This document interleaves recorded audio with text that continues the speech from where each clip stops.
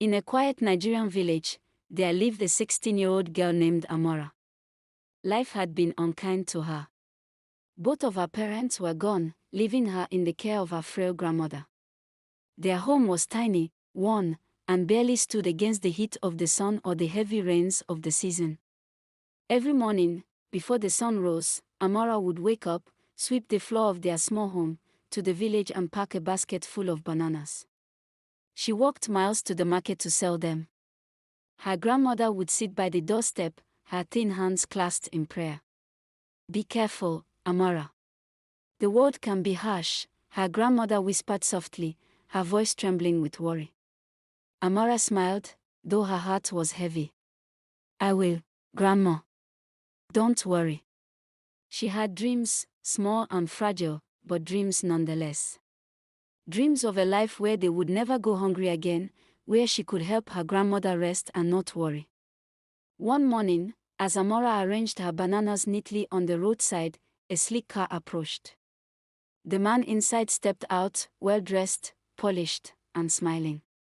"Good morning, Amara. How's your grandmother today?" he asked warmly. "She's fine, sir. Thank you for asking," Amara replied, a shy smile tugging at her lips. This man was Emeka, a wealthy businessman who often visited the village. He always bought bananas from her, and his kindness made her day a little lighter. Little did Amara know, this brief encounter would set the stage for events that would forever change her life. Amara's life was about to take a turn she never imagined, as the world she knew slowly began to shift around her. Days passed, and Amara continued her daily routine, waking before dawn, carrying her basket of bananas through the dusty village paths, and selling them to anyone who would buy. Yet, through it all, Emeka kept returning. He always bought bananas from her, never failing to ask about her grandmother or her well-being. One afternoon, as Amara rested under the shade of a large mango tree, Emeka approached her once more. He looked concerned, his eyes soft with empathy. "Amara," he said gently, "I know life has been difficult for you and your grandmother. You don't have to struggle like this alone. I want to help." Amara felt a mixture of gratitude and unease. She knew Emeka was married. She hesitated, her fingers fidgeting with the edge of her basket. But the truth was, they were surviving on the edge of hunger, and her grandmother's health was fragile. After much thought, and with her grandmother's silent urging, she agreed to accept his help. At first, things seemed brighter. Emeka provided food, money, and even clothes for both Amara and her grandmother. For the first time in weeks, Amara felt hope. She could breathe a little easier, and the fear of not having enough food each day began to lift. But as the days turned into weeks, Amara noticed a change. Emeka's visits became more personal, his words lingered longer, and his gestures crossed lines she had never expected. One evening, as they sat alone discussing her grandmother's well-being, Amara realized with a shock that she was pregnant.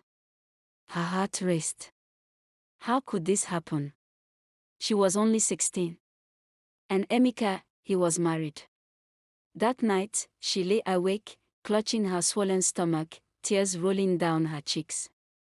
"Grandma, what have I done?" she whispered into the darkness of their small room. Her grandmother, sitting beside her bed, placed a trembling hand on hers. "Amara, whatever happens, we will face it together. God will not abandon us." The days that followed were heavy with fear. Amara knew she had to tell Emeka, and soon. The truth weighed on her like a stone in her chest, and there was no turning back.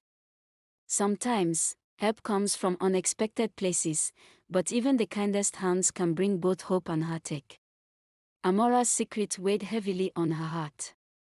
Every morning, as she walked through the village with her basket of bananas, her mind was clouded with worry.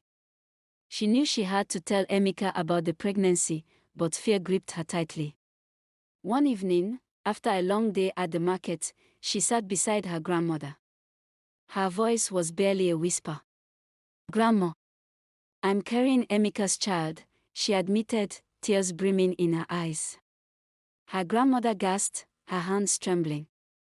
"Oh, my child, he is married. This will ruin you if not handled carefully. We must be wise." The next day, they decided to confront Emeka. Amara's legs shook with every step toward his house. Her grandmother held her hand tightly, whispering words of courage. But when they arrived, Emeka's wife was waiting. Her eyes, sharp and filled with suspicion, met Amara's, and immediately, anger flared. "You! Stay away from my house," she screamed, her voice sharp and cruel. "You will not see a doctor, and you will not touch my family. Leave now, or face the consequences." Amara's heart sank. She tried to speak, tried to explain, but the words caught in her throat. Her grandmother pleaded, her voice shaking. "Please, let her see a doctor. She is carrying a child. She needs help." But the wife would not listen. Anger and fear overtook Amara. She and her grandmother turned away, walking through the dust and heat, hearts heavy with despair. As they walked home, Amara's small hands trembled over her swollen belly. She whispered to herself, barely audible, "How did my life become so cruel?" Her grandmother put an arm around her, her voice gentle yet firm. "We will survive, Amara. We must have faith, even when the world seems against us." That night, as Amara lay on the hard floor of their tiny house, fear gnawed at her heart. She knew the days ahead would be even harder.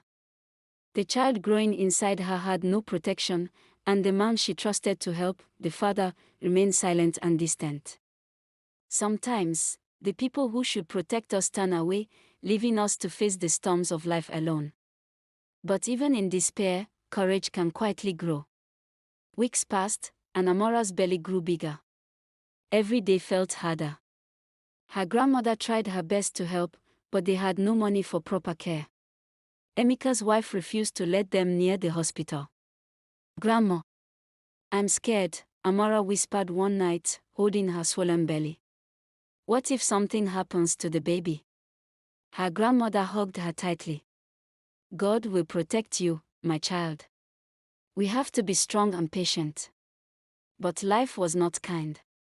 One evening, after a long day selling bananas at the market, Amara suddenly felt a sharp pain. She collapsed on the dusty road. She was in labor. She tried to stand, but her legs gave way. Tears ran down her face as she cried out for help. No one was around. The village was quiet, and the fear in her heart grew. "What will happen to me? What will happen to my baby?" she thought, panic rising. Then, as if by miracle, a car slowed down and stopped nearby. A young man, dressed well and looking kind, jumped out. "Hold on. I'll help you," he said quickly. He lifted her carefully into his car and drove straight to the hospital. Amara felt relief for the first time in weeks, though her body ached and fear still lingered. At the hospital, Amara gave birth to a baby boy. Her grandmother cried tears of joy and relief. The young man stayed by their side, comforting them both. Who will help us now?" Amara asked softly, exhausted. The young man smiled. "My name is Prince, and I will help you," he said kindly. "You and your grandmother will have a safe place to stay, and you will not worry about money or food." For the first time in a long while, Amara felt hope. She had survived the worst, and help had come when she needed it most. Tears rolled down her cheeks. With Prince's help, Amara and her grandmother moved into a small apartment. It was simple, but it was safe and clean. For the first time in many months, Amara could rest without fear.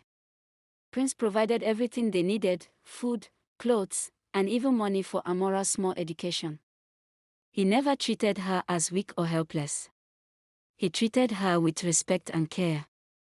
Meanwhile, Emeka did nothing. Afraid of his wife's anger, he stayed away and did not check on Amara. He did not know that the child he left behind was now safe. Amara focused on her baby boy and her grandmother. She named her son Toby and promised herself that she would give him a better life than she had. Days turned into weeks, and weeks into months. Life was still not perfect, but for the first time, Amara felt hope. She could see a future where she and her family would be safe and cared for. Even in the darkest moments, help can come from unexpected places. Hope can arrive when you need it the most. Sometimes, life brings help when you least expect it. A new beginning can arrive after the greatest struggles. Months passed, and life began to settle for Amara, her son Toby, and her grandmother. With Prince's support, they no longer had to worry about food, shelter, or safety. Amara spent her days taking care of Toby and learning new things. She wanted to grow stronger and give her son the best life possible.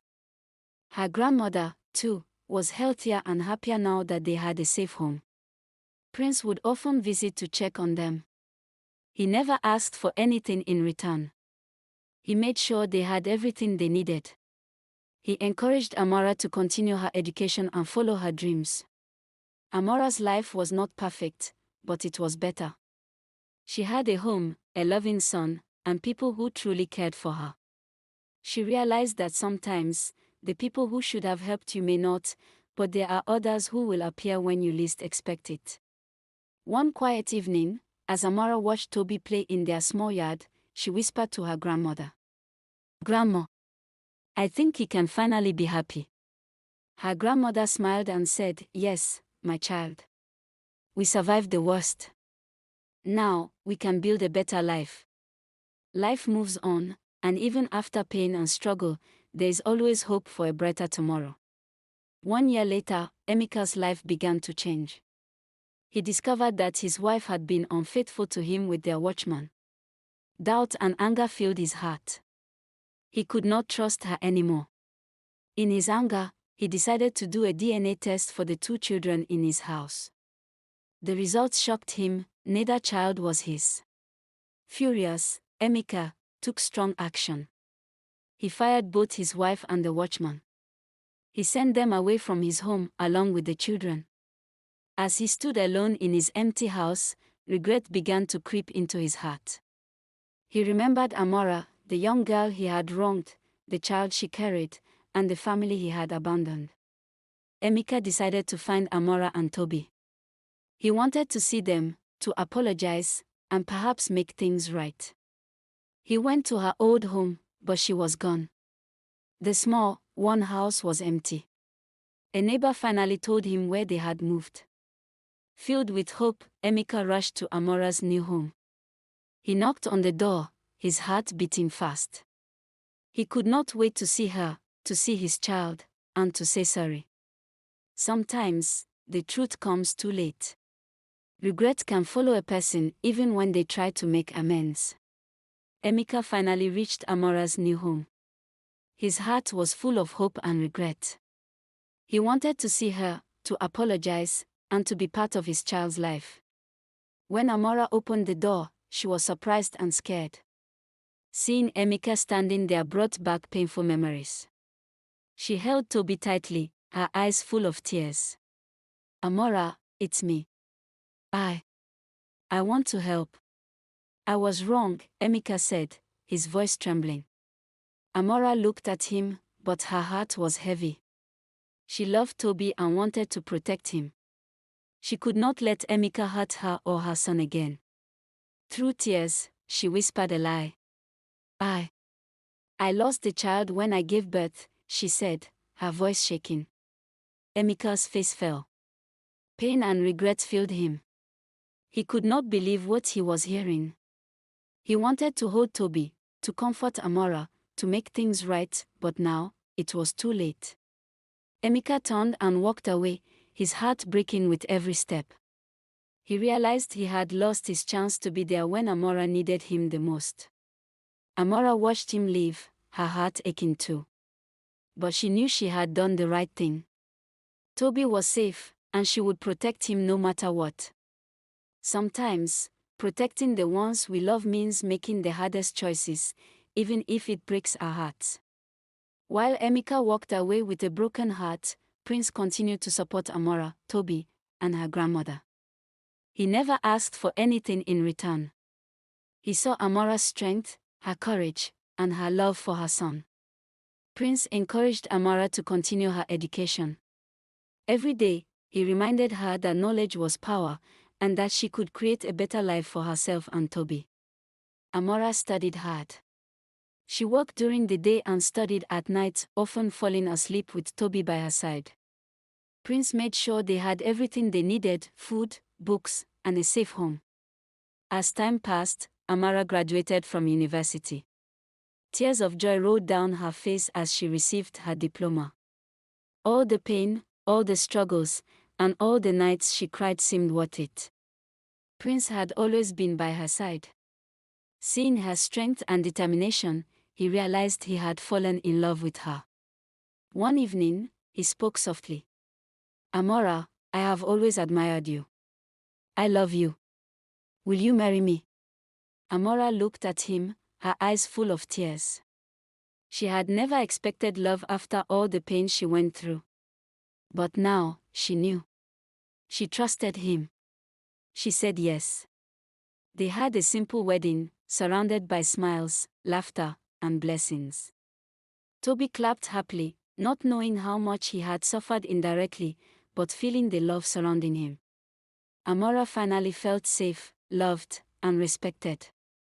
Her past struggles had not broken her, they had made her stronger. True love and support can appear in our lives when we least expect it. Those who lift us up and believe in us can help turn our pain into happiness. Years later, Amara sat with her son Toby on her lap, smiling as he played. She remembered the long journey she had been through, the pain, the betrayal, and the hardships. She remembered losing her parents, struggling to survive, and being betrayed by Emeka. But she also remembered the kindness of Prince, who had helped her when no one else would. Amara held Toby close and whispered softly, "Life was hard, my son, but God brought us through it. He sent people to help us when we needed them most." Her grandmother sat beside her, smiling and nodding. "We have survived, Amara. And now, we are stronger than ever." Later that day, Amara walked into the garden and saw Prince. She looked at him, whilst he was helping Toby laugh and play. She felt deep gratitude. She had survived heartbreak, poverty, and betrayal, and had been rewarded with love, family, and hope for the future. "Life may hurt," she said softly, "but kindness, courage, and faith can bring us through even the darkest times." Amara smiled at Prince and kissed his forehead. Her heart was full. She was grateful for every trial, because it had led her to a life filled with love, safety, and happiness. And so, Amara's story reminds us that even after pain and struggle, hope, love, and faith can lead to a brighter tomorrow.